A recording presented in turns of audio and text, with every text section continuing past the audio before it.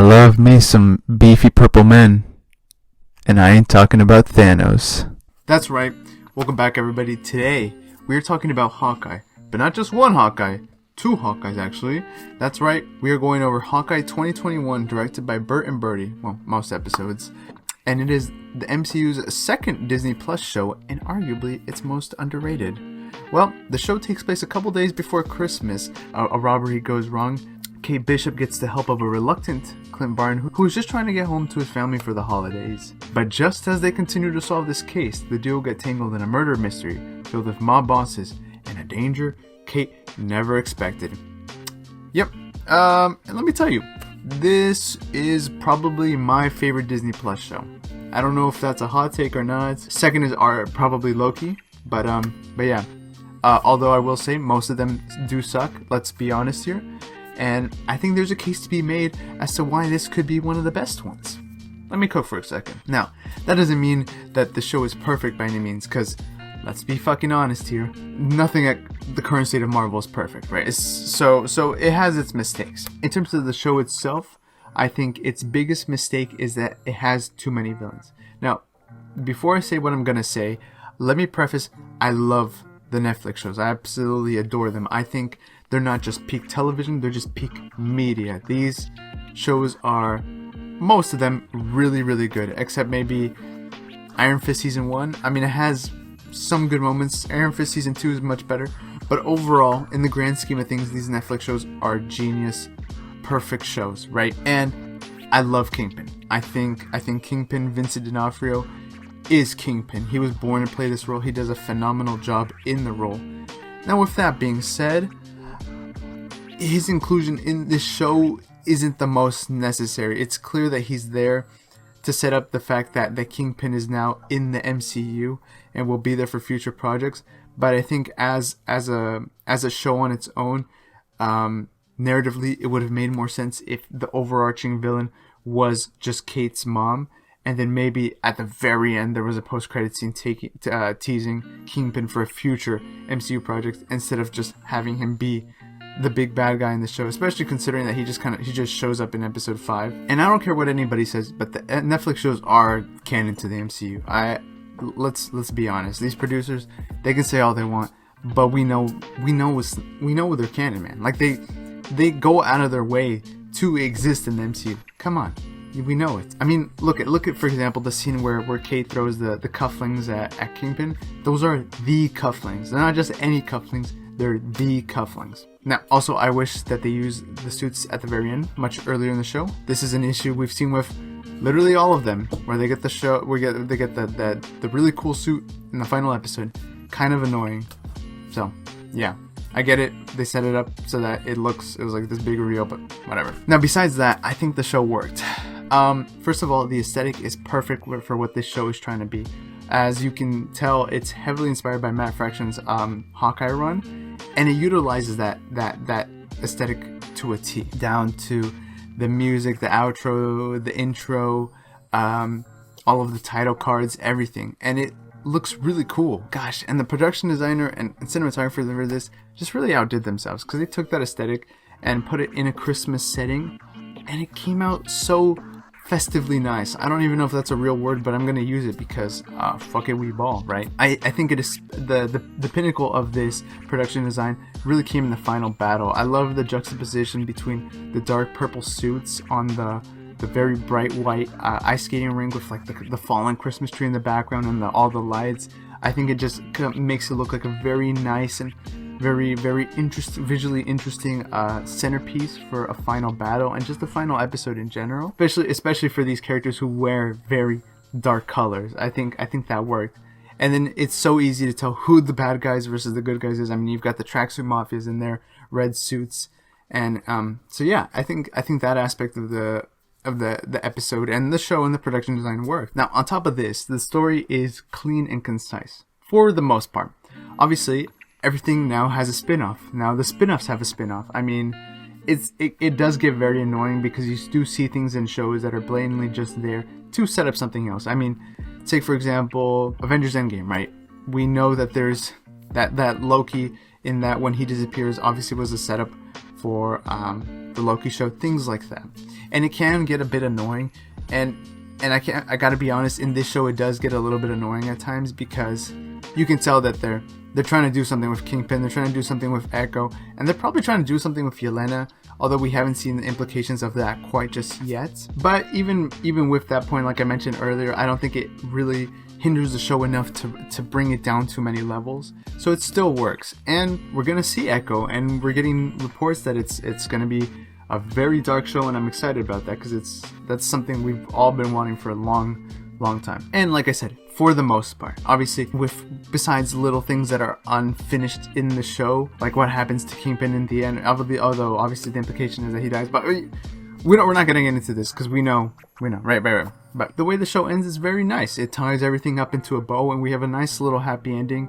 That's a full circle moment where Clint burns the MacGuffin, basically, of the series that started the whole trajectory of him and Kate meeting. It also allows him to pass off the legacy of Hawkeye and that mantle to her. So I like that a lot. And I think these things just make the show stand out as just being its own thing, and it doesn't need to fit into a larger narrative. And you can't really say that about a lot of the other shows. Loki season 1. At the time it came out, we didn't know a season 2 was going to come out. So when the show ended off at a cliffhanger, we just thought that was just going to tie into one of the movies. Now, that doesn't mean that the show, the season 1 was bad. It's just kind of annoying, because it's like, well, we want 6 episodes, we want a story here. We don't want a story here, we want a story here. And this show did that. And in terms of the story itself, I think Marvel should take notes from the show in that it is very grounded. In comparison to, say, WandaVision or Miss Marvel, this show is very grounded. It's not about people with powers, it's about people with a bow and arrow, and I think this is a fantastic thing, and I really do wish more of the shows focused on this. I mean, this is, I think, why the Netflix shows work so well, because they're not about these huge celestial beings, they're about real people. And when you have a TV show format, you can fill in the gaps of these superheroes and really humanize them. And this show takes that idea really well. I mean, you hear the joke so many times of like, yeah, well, I'm just a guy with a bow and arrow. Or like Kate's like, yo, there's aliens in the sky. You literally just got a couple sticks. Like, why are you doing this, right? And I think this is just a testament to good storytelling in media, and that you don't need a huge story to tell a good narrative. You just need your audience to care enough about what you're saying. As long as you can put that passion in, whatever the case may be, then your story will be good. And I think this is just a bigger issue in terms of studios itself, because, well, many superhero properties have this idea that they need to do the end of the world type beat to like succeed and make the viewer care. I mean, you see it in Miss Marvel, you see it in Moon Knight, which are shows that really shouldn't have had that idea, like, oh, the world's gonna end, we gotta do something now. Better Call Saul made me care more about Jimmy helping elderly citizens than Moon Knight ever did about saving the world or changing time or whatever that was. I don't even remember. And that's why Hawkeye worked. It fleshed out these characters more than I really thought it would be.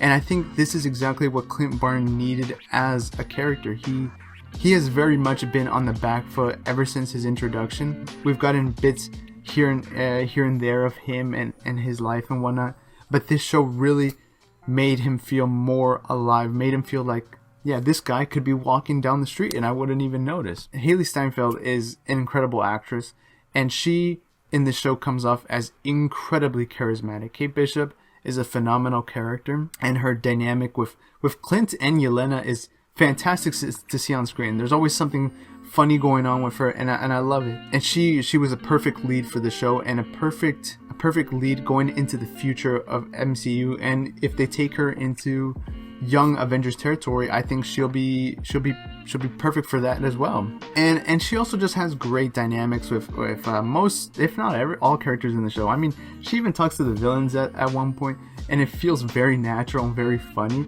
And I think this kind of ties into her arc as a character, in that we see her go from a strong, confident, but very naive and inexperienced wannabe superhero to that's still cheerful, but now more understanding human by the end of the show. And she now understands the risk of the path she's taking. And obviously I think this is complemented by her very hesitant mentor in that of Clint. He's just a grumpy old dad in this one, and she's just a very cheerful teenage girl in this, and it's that dynamic that really works. And by the end of the show, you really do see her grow up and like understand the world she's in, and you see him realize, oh man, like this, she could hold the mantle of Hawkeye. And of course, Jeremy Renner did an amazing job as usual. Like I said, he's been on the back foot of the projects he's been in, but when we do get bits of him here and there, it feels good. Like you want to see more, and this show gave us more. And I think by the end of the show, his acceptance and willingness to kind of let go of his past and come to terms with it is a very beautiful thing in all capacities, not just the Ronin arc, but him as the Hawkeye superhero. And even with him and Nat and Yelena, he's able to make peace with Yelena and make peace with Nat's death, which is a very hard thing. And it's little moments like these that really make the show feel more alive and more human. Obviously, episode 3 has this amazing car chase sequence, but the best part of the episode, I think, is when Clint's earpiece falls out and he goes back to their hideout or whatever, and his son calls him, and he can't talk to his son, or he can't hear his son because his earpiece is out. And so Kate, she starts writing what her son is saying, and she shows it to him. And it's this moment that develops their characters very, very, very well. He realizes, in this scene, Clint realizes how much he misses seeing his family, how much he misses being with them, especially after years of Avengers work and those 5 years that he spent without them.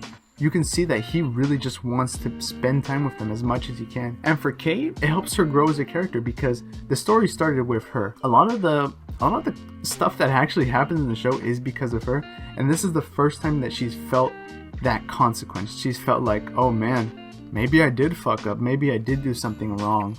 And it's the first time that she's realized that she needs to take accountability for her actions.